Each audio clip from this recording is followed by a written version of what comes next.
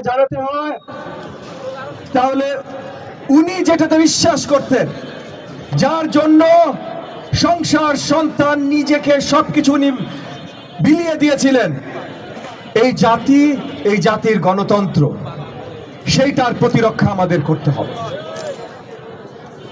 আগামী দিনে এই দেশের গণতন্ত্র যেন কেউ লুণ্ঠন করতে না পারে, সেইটার প্রতিরক্ষা আমাদের করতে হবে।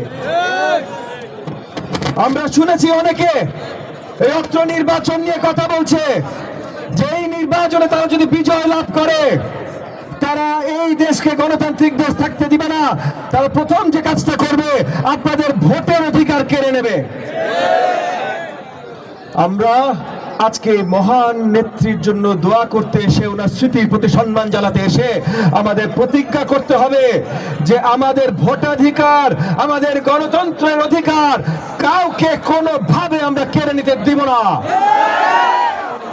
আগামীর বাংলাদেশ জাতীয়তাবাদী চেতনার বাংলাদেশ হবে। আগামীর বাংলাদেশ বেগম খালেদা জিয়ার স্বপ্নের বাংলাদেশ হবে। আগামীর বাংলাদেশ জনাব তারেক রহমানের নেতৃত্বের বাংলাদেশ হবে ইনশাআল্লাহ।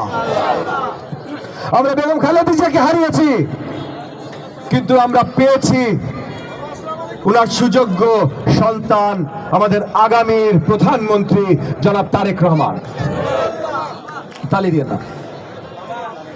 জনাব তারেক রহমান ইতিমধ্যে পরিষ্কার করেছে, শুধু আমাদের কাছে না, শুধু বাংলাদেশ জাতীয়তাবাদী দলের নেতৃবৃন্দ কর্মীবৃন্দের কাছে না, শুধু জাতীয়তাবাদী চেতনা যারা বিশ্বাস করে তাদের কাছে না, সমগ্র বাংলাদেশের কাছে, সমগ্র বিশ্বের কাছে, যে একমাত্র এই মুহূর্তে একমাত্র জনাব তারেক রহমানের নেতৃত্বে এই দেশের গণতন্ত্র নিরাপদ থাকবে।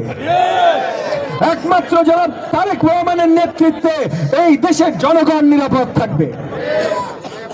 একমাত্র তারেক রহমানের নেতৃত্বেই আগামী নির্বাচন জয়লাভ করবে ইনশাআল্লাহ। আমরা নির্বাচন প্রচারণার কাজে আছি। নির্বাচন প্রচারণা এইটাও বেগম খালেদা জিয়ার স্মৃতির প্রতি শ্রদ্ধা জানানো। উনি শেষ মুহূর্ত পর্যন্ত, হসপিটালাইজড হওয়া পর্যন্ত, উনি যখন হসপিটালাইজড হন, শেষ যখন ওনাকে এবার কেড়ে নেওয়া হয়, তারপর আমি বেশ কয়েকবার ওনাকে দেখতে গেছি, বাট হাসপাতালে নেওয়ার অল্প কয়েকদিন আগে ওনার সাথে আমার লাস্ট দেখা হয়। ওনার সাথে লাস্ট যখন দেখা হয়, এগেন আমার সাথে ওনার লম্বা আলোচনা হয়নি, খুব ছোট্ট একটা কথাই উনি আমাকে বলেছিলেন নির্বাচন তোমরা সবাই ঠিক মতো করবা। শেষ কথাটা বলেছিলেন, কি বলেছিলেন? নির্বাচন তোমরা সব ঠিক মতো করবা। তাইলে আজকে ওনার স্মৃতির প্রতি যখন শ্রদ্ধা জানাই, উনি শেষ যে কথাটা বলে গেছিলেন সেইটাকে সঠিক সম্মান জানাইতে হবে। 12 ফেব্রুয়ারি ত্রয়োদশ জাতীয় নির্বাচনে আমাদের কোন চেষ্টা ত্রুটি যেন না থাকে।